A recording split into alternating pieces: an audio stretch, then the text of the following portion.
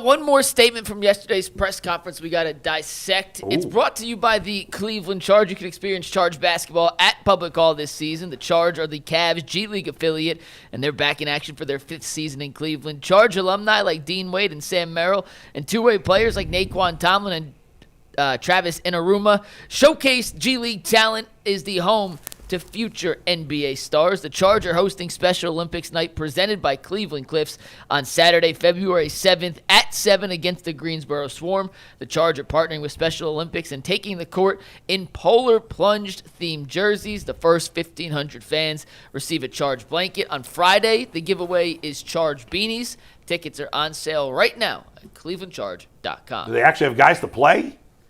They have some of the Cavalry back. The two-way player they acquired is with them tonight. They have a game What tonight. happened to all their players that they didn't have enough guys the other day? Well, as part of the trade for Keon Ellis and Dennis Schroeder, they had to waive Luke Travers, two-way guy gone. Yeah.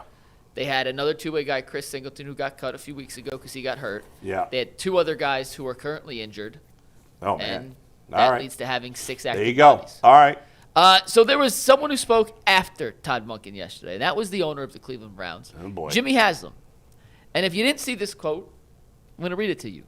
But Jimmy was asked what he thinks about the team next year, and Jimmy said, and I quote, "Do I think we'll win more games? I do, and I think we'll have a better football team. And I think it'll be, what does Terry Pluto say?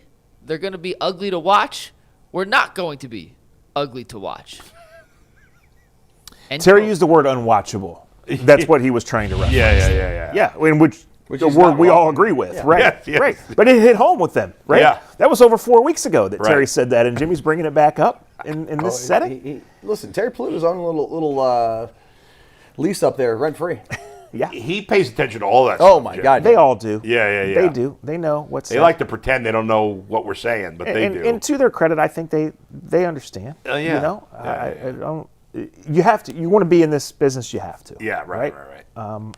I know in Dallas the thought is we don't care what you say about us, we just want you talking about us. Yeah, right. I don't think that's the universal message across the 32 NFL teams. Yeah. But I think the Browns understand their situation. Yeah. And there's one way they're going to change it, and the dynamic here is that, okay, you fired the coach, he didn't win, this thing's a wreck, Deshaun made it this way. Yeah. But you're keeping the GM? Right. Yeah, well, I mean, I'm still baffled by that. I don't know. I don't understand that at all. But Jimmy's comments there in terms of it's funny.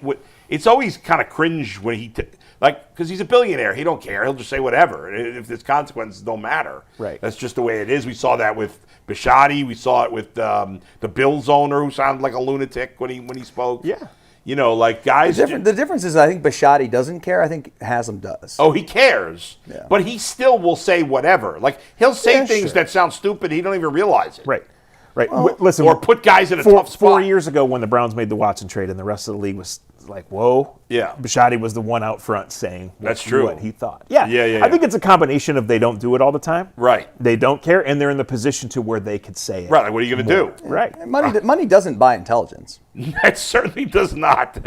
I think we've seen that. But you know, your perception is it's what it is. Yeah, right. Fair enough. Now, So, in terms Dustin, of let me ask you, Dustin, this though, real quick. Yeah. Because Jimmy said, I expect to win more games. Yep. They won 5 last year. So, Dustin, based on the information we currently have, and obviously we are before the draft, we are before free agency, there is so many things that are going to change. We don't even know the schedule yet.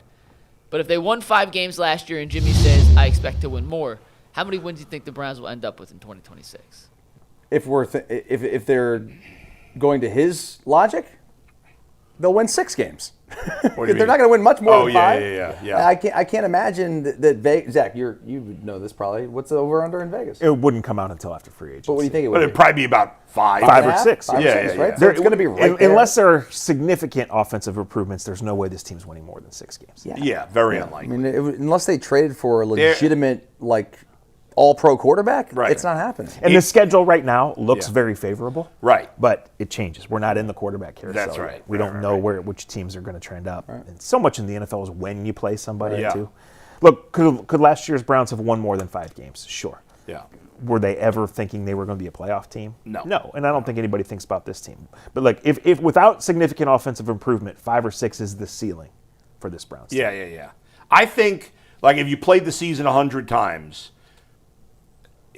85 of those times they'd win either 4 or 5 or 6 games. That's right. That you know, sounds like, fair. Yeah.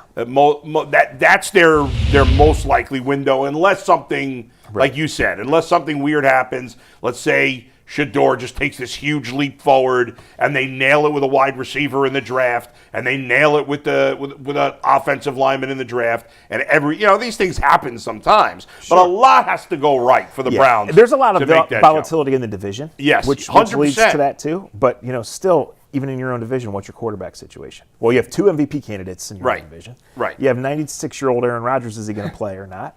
Your freebie every year you beat Tomlin in Cleveland. That's off the schedule now. Yeah, I think the Steelers. I really think the Steelers are going to take a huge step back this year. I know it's weird to say because they haven't done that in forever, but they're like the one thing you can always rely on with the Steelers is their defense, and their defense is old.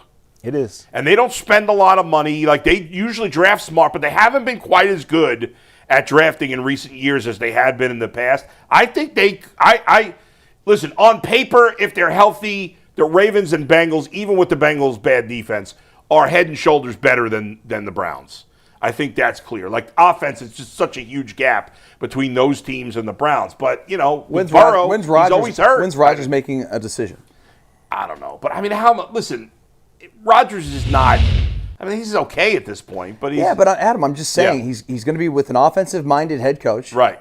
Who he's won a Super Bowl with, by the way. So I'm just saying, I wouldn't be like, okay, those two guys can't win. Yeah, you think he's going to play one more year? I get the feeling from what's come around. Come back for one. Probably because with McCarthy there, you probably and that make that one really, more. Or at least I don't know the relationship between him and McCarthy. If it's good, he stays, and I think he almost like kind of helps McCarthy transition into finding his next quarterback and help him get some wins under his belt. Right. But he spent 7 months inside the walls. Like they would know if they want him back. Yeah. Even with a new staff, they would know. What was he like to the young quarterbacks? Right. What was he like day to day, week to week? And now you got a guy that he's won with. But look at that. I mean, like they got nothing at wide receiver besides Metcalf. Right.